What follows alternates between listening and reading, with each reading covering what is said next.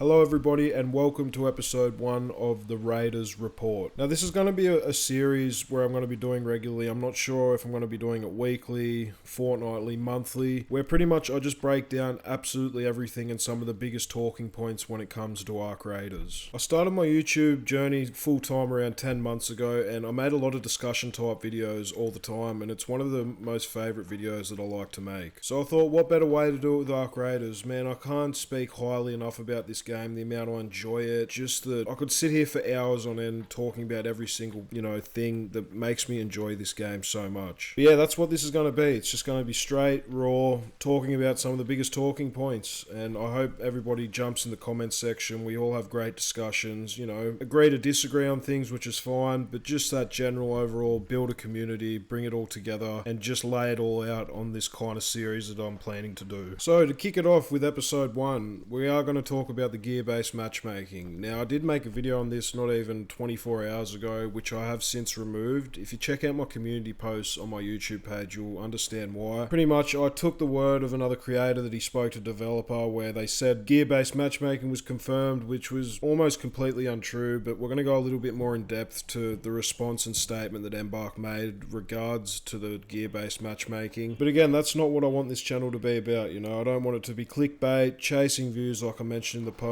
I want it to be raw, I want it to be honest, and I want to be truthful. So again, I do apologise about that. That is on me, and I will be better next time. So first, I am just going to show you the statement that Embark put out yesterday in regards to the gear-based matchmaking. I'm going to put it on screen now so you can read it. So for all of you that aren't familiar with the gear-based matchmaking and how it works, it pretty much goes where the game tries to match players based on the gear that they bring into raids. So you could bring real low-level stuff, low-level gear. You're going to be thrown into raids with other people that are also bringing in low-level stuff and low-level gear as well. It's exactly the same on the opposite end as well. You're bringing in high-level gear, you're going to get thrown into raids with other people that are bringing in high-level gear. Now, I do just want to talk about for 1 second the actual statement that Embark made in regards to it, and to me, when I read that statement, it's kind of very vague, and it doesn't really give a hard yes or no answer. I look at that statement and I think to myself, yes, they've tested or discussed it, in the past. Right now, obviously, as it says, it's not the focus. They're prioritizing the solo versus squad, and they'll monitor things, after launch, which kind of leaves that door open to revisit the idea later on. So to me, I'm kind of thinking that there isn't going to be gear-based matchmaking at launch, but it hasn't been completely ruled out for the future and post-launch. To me, I'm reading it and it's kind of funny, they're being deliberately very careful with the way they word things, which is very smart, they're not making any promises that they can't keep. I think they learnt a lot from that Summer Games Fest mess up, and, they're obviously still going to experiment with things. But again, it's not like a clear, set in stone, yes or no answer. It could be even still something that they change even before launch where they might implement it. It's like they almost still don't fully know what they want to do. Obviously, they want to make it balanced and fair, but they've left that statement completely kind of open to very many interpretations of how people will take it. There's definitely pros and cons to both sides, when it comes to this system and if it should be used or not. I'd like to believe that many players, including myself, would prefer the system not to exist whatsoever, but there's definitely people on the other side of the spectrum that would absolutely love it to be introduced and would love to have it in the game. I do understand people that agree with it and would like it in the game. It makes fights balanced for newer players. It encourages kind of that risk-reward thinking. You know what you're kind of stepping into every time you go into a raid if this system was in place. You bring in low-level stuff. You're only going to be facing people with similar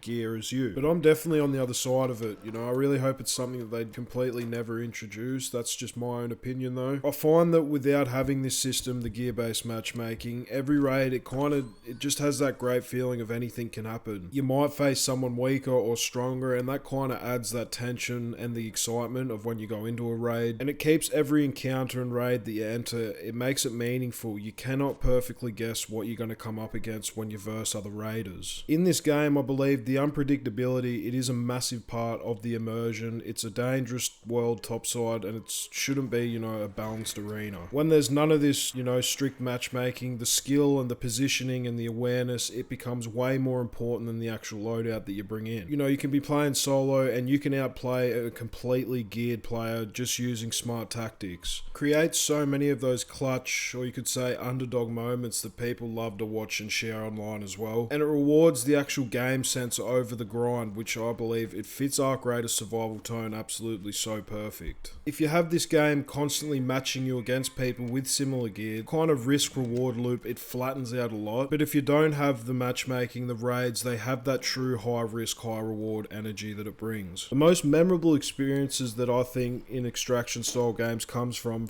me watching plenty of other creators play different extraction games. That feeling when you beat someone that you shouldn't have, or you narrowly escape a massively geared player. Those moments completely vanish when every fight feels balanced. But when you have them uneven fights, it makes you adapt, think, and grow as a player. Biggest memories you're going to have from this game is you're going to remember that time that you outplayed a solo or a squad with absolute trash gear. You're not going to remember the time that matchmaking gave you a fair fight. If every encounter is balanced, that tension absolutely wipes out completely. Without the matchmaking though, you never know who's out there. The unknown is what the absolute core of Arc Raiders' atmosphere creates, in my opinion. It even just makes the simple tasks like gathering materials and loot feel like a massive achievement. It's not so much about the fairness, but I think it's more about the authenticity, and Arc Raiders absolutely thrives on that. So yeah, that's it. That's going to do it for episode 1 of the Raiders Report. The world of Arc Raiders, it's always changing, so let me know your thoughts on gear-based matchmaking in the comments below. Do you think it's helping or hurting the experience if they introduce it? I'll be back again very soon with another Raiders Report, and I'll see you guys real soon.